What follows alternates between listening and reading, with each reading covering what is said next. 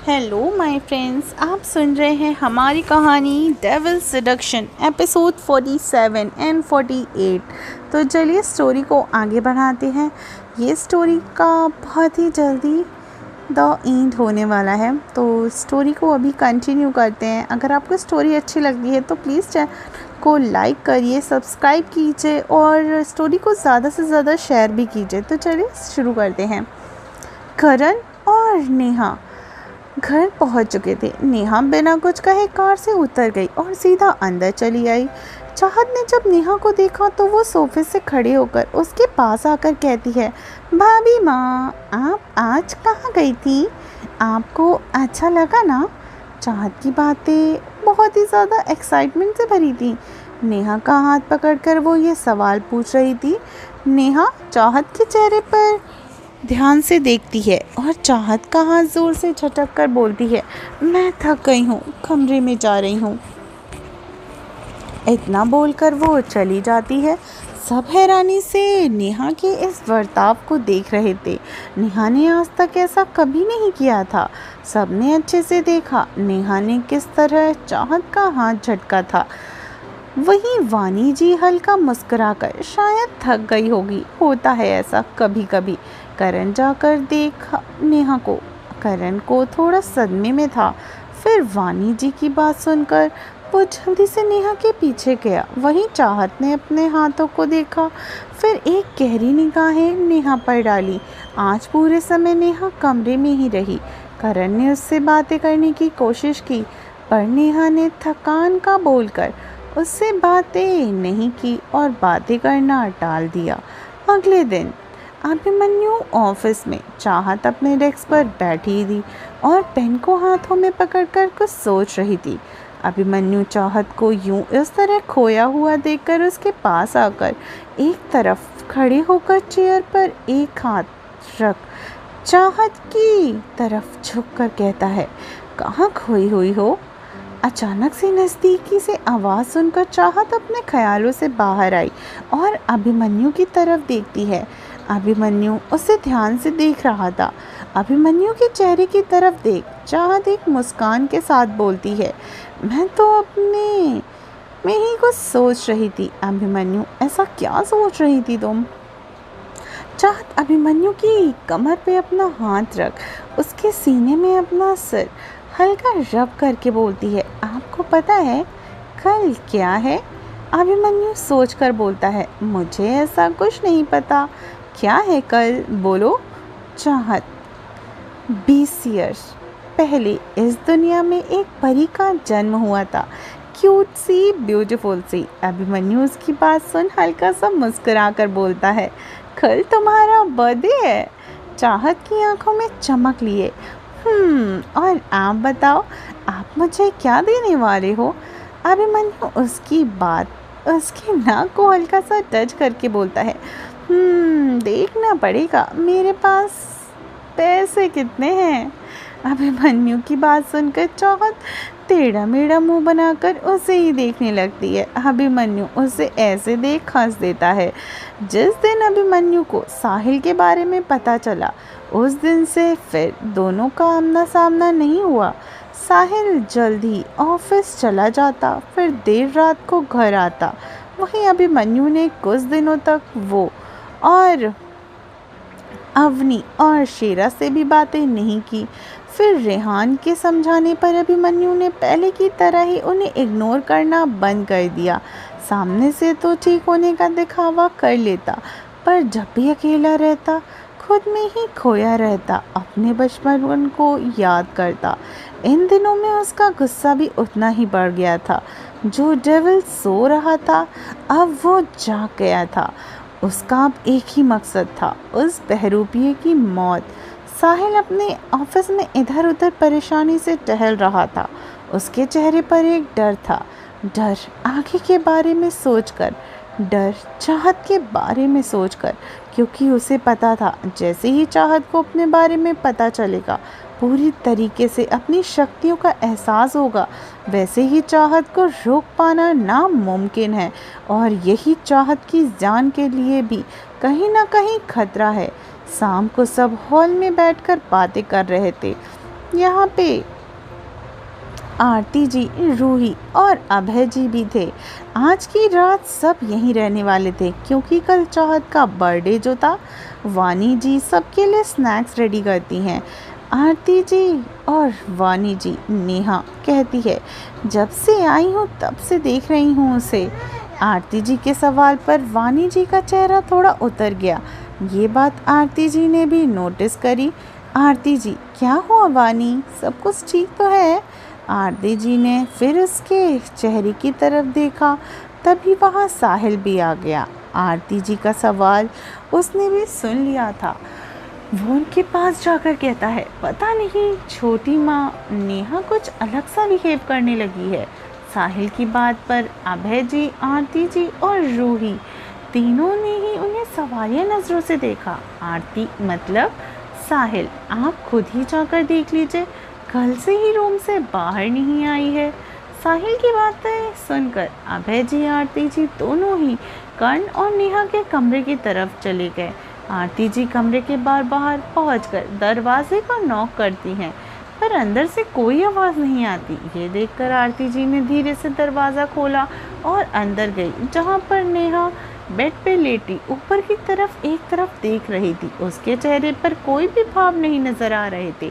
नेहा को ऐसे देख आरती जी उसके पास जाकर बेड पे बैठते हुए बोलती हैं, नेहा क्या हुआ, तुम ऐसे क्यों कमरे में अकेली हो? सब नीचे बैठे हैं बेटा, तुम यहाँ अकेली? आरती जी ये बोलने के बाद नेहा से कुछ नहीं बोली। ये देखकर आरती जी ने अभय जी की तरफ देखा। अभय जी दूसरी तरफ आकर बैठते हुए बोलते हैं, नेहा कुछ हुआ है क्या बच्ची?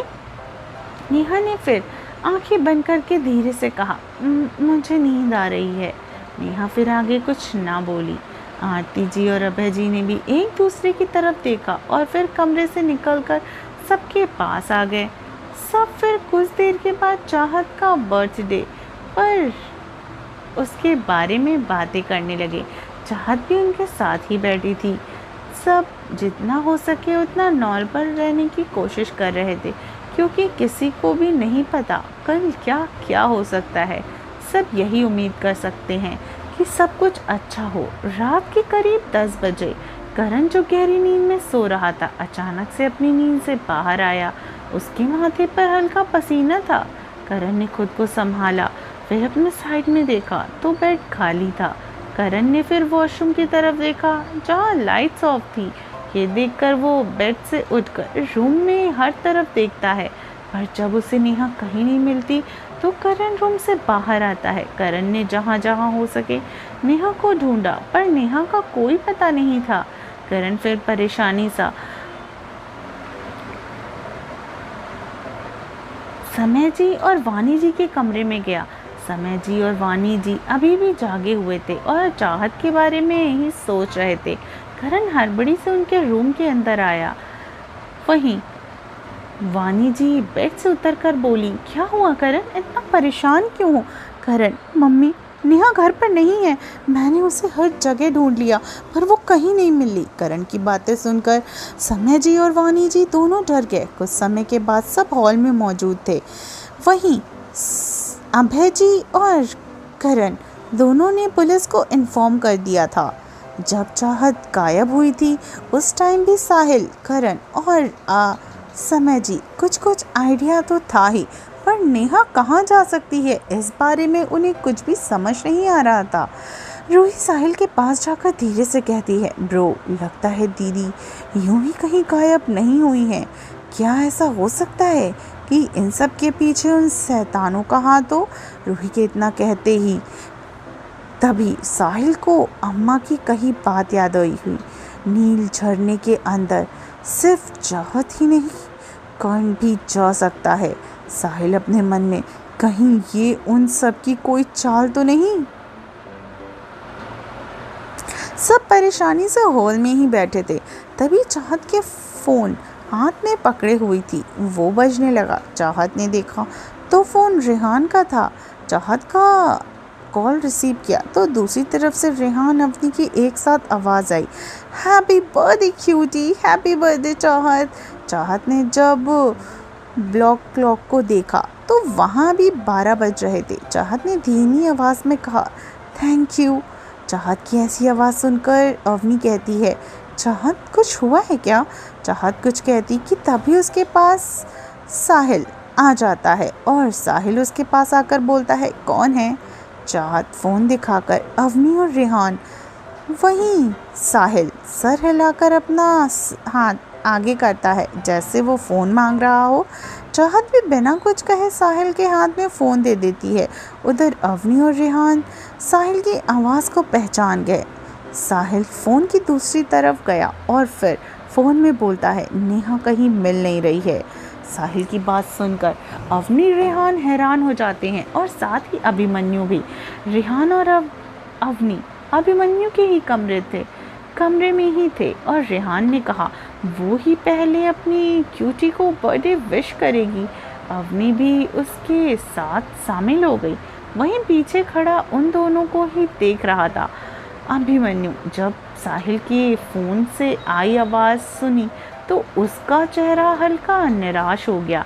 दोनों ने अब तक बात भी नहीं की थी। बड़ा भाई था और अपने छोटे भाई की नाराज़गी भी अच्छे से समझ रहा था, पर जब उसकी आगे कही हुई बात सुनी तो उसके चेहरे पर हैरानी के भाव आ गए। अवनी मिल नहीं रही से क्या मतलब है? साहिल, अवनी मैंने तुमसे कहा कि मुझे तुम्हें कुछ बताना था। अवनी याद करती है जब साहिल जाने से पहले उसे बोल कर गया था। अवनी एक बार फिर रेहान और अभिमन्यु की देख कर कहती है, फिर साहिल से बोलती है, कौन सी बात साहिल? साहिल, तुम तीनों सुबह ही मल्होत्रा पैलेस में पहुंच जाओ। शायद कुछ लोगों का आखिरी वक्त कुछ ज़्यादा ही नज़दीक है। ये बात साहिल ने बहुत गुस्से से कही थी। अवनी, तीनों मतलब साहिल और हम? अवनी, श्योर इंश्योरली कि कुछ हुआ है। नेहा का किडनैप और जो तुम लोग बोल रहे हो ये सब। साहिल, तुम आ जाना, सब कुछ पता चल जाएगा। मैं फ़ोन रख रहा हूँ। इतना बोलकर साहिल फ़ोन कट कर देता है। तभी रूही उसके पास आकर बोलती है, ब्रो टाइम तो बढ़ता ही जा रहा है, हम क्या करें? साहिल, मुझे भी कुछ समझ नहीं आ रहा। वो बहुत चालाक है रूही, उसके दिमाग में क्या चल रहा है, उसकी प्लानिंग क्या है वो भी समझ नहीं आ रहा। रूही, हम वो कहाँ हैं ये भी नहीं जान सकते। साहिल, जिसके बाबा को कैद कर लिया था उसकी सारी शक्तियाँ छीन ली थी, वो किस हद तक जा सकता है ये हम सोच भी नहीं सकते। साहिल अपने पापा के बारे में बात कर रहा था। वैसे तो वो ज़्यादा कुछ नहीं जानता, पर आरती जी ने उसे जितना बताया उस हिसाब से विक्रम बहुत ज़्यादा ताकतवर थे। उनके पास असीम शक्तियाँ थीं, पर किस हद तक वो सब कुछ हुआ ये किसी को नहीं पता। रूही, ब्रो आप सही कह रहे हैं। अकेले पर अभिमन्यु भाई और आप दोनों मिलकर तो कर ही सकते हैं ना। आप दोनों की शक्तियाँ मिल गई तो हम जान सकते हैं कि दी कहाँ है। रूही की बात सुनकर साहिल ने कुछ भी कहा ज़रूरी नहीं समझा। रूही ने भी इस बारे में आगे बात नहीं की। सब इसी तरह पूरी रात परेशानी से बीता रहे थे। रात के 3 बजे के करीब करण को नेहा की आवाज़ सुनाई थी जो उसे बोल रही थी, करण, करण मुझे बचा लो, ये मुझे और हमारे बच्चे को मार देंगे। करण, करण मुझे बचा लो। करण अचानक अपनी नींद से जागा और उसने हॉल में देखा तो हॉल पूरी तरीके से खाली था। करण ये देखकर हैरानी से सबको देखने के लिए आगे बढ़ने को हुआ कि तभी फिर से नेहा की आवाज़ आई, करण, करण जल्दी आओ, ये मार देंगे मुझे। करण जल्दी आओ, करण जल्दी आओ। फिर नेहा ने एक तेज चीख सुनाई दी। करण बिना कुछ सोचे समझे घर से बाहर चला आया। उसने जैसे ही पैलेस के मेन गेट से बाहर कदम रखा तभी अंदर का नज़ारा कुछ ऐसा था। सब परेशानी से अपनी जगह बैठे थे और साहिल इस वक्त अपने कमरे में था। ऐसा लग रहा था जिस तरह करण ने उन सबको नहीं देखा, ठीक उसी तरह बाकी किसी ने भी उसे बाहर जाते हुए नहीं देखा।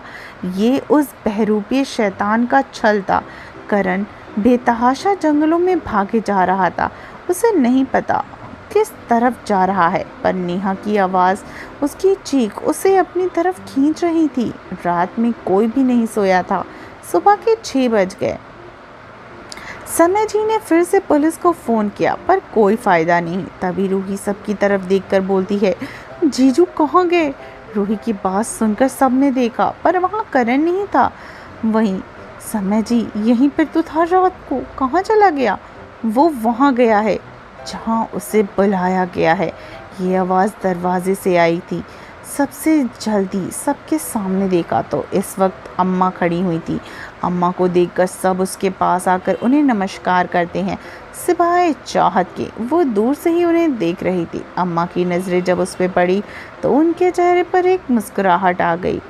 वहीं समय जी ने जब ये देखा कि उन्होंने चाहत से कहा, बेटा इधर आओ। चाहत अपने होश में आकर अम्मा को नमस्ते कहती है। अम्मा मुस्कुराकर उसके बालों को छूकर बोलती है, हमेशा खुश रहो, हर काम में कामयाबी हासिल करो। साहिल, अम्मा अम्मा क्या कहा आपने? वो कहाँ गया है जहाँ उसे बुलाया गया है? मतलब साहिल ने इतना ही कहा कि सवाल। तभी पीछे से अभिमन्यु, अवनी और रेहान आए। अम्मा कुछ बोलने को हुई कि तभी उनके चेहरे पर एक चमक आ गई।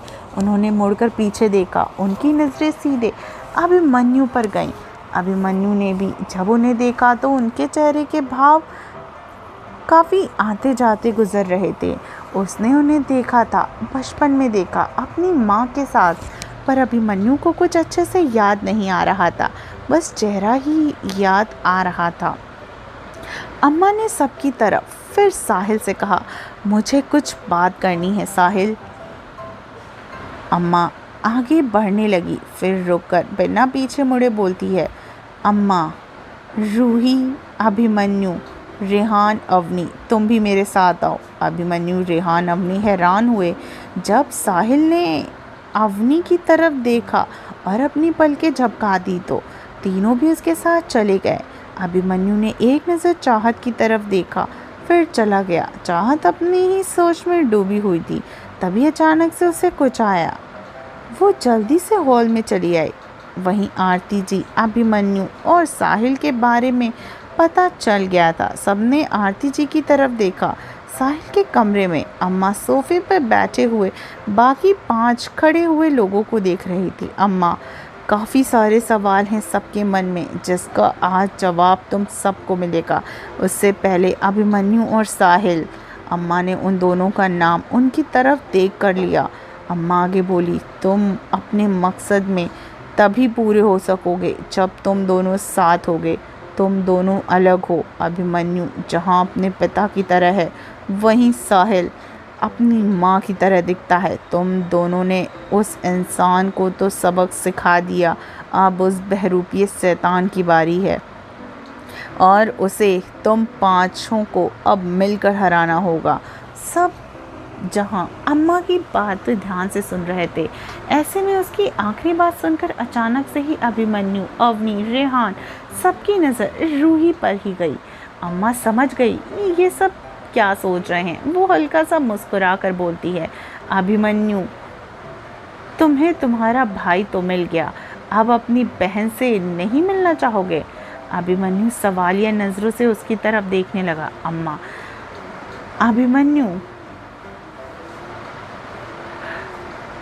तुम्हारी माँ की एक बहन भी है, सगी बहन, जिनके बारे में तुम्हें नहीं पता। उनके बारे में बस विक्रम ही जानता था और कोई नहीं। आरती तुम्हारी मौसी और रूही तुम्हारी छोटी बहन। अम्मा की बात सुनकर तीनों शॉक्ड हो गए थे। हे फ्रेंड्स, आई होप आपको स्टोरी अच्छी लग रही हो और आगे की स्टोरी को जानना के लिए आप बहुत ज़्यादा बेताब भी होंगे। तो आगे की स्टोरी सुनने के लिए आपको बहुत सारे लाइक करने हैं और मुझे कमेंट करके ज़रूर बताना है कि आपको ये स्टोरी कैसी लग रही है। तो चलिए मिलते हैं स्टोरी के अगले पार्ट में।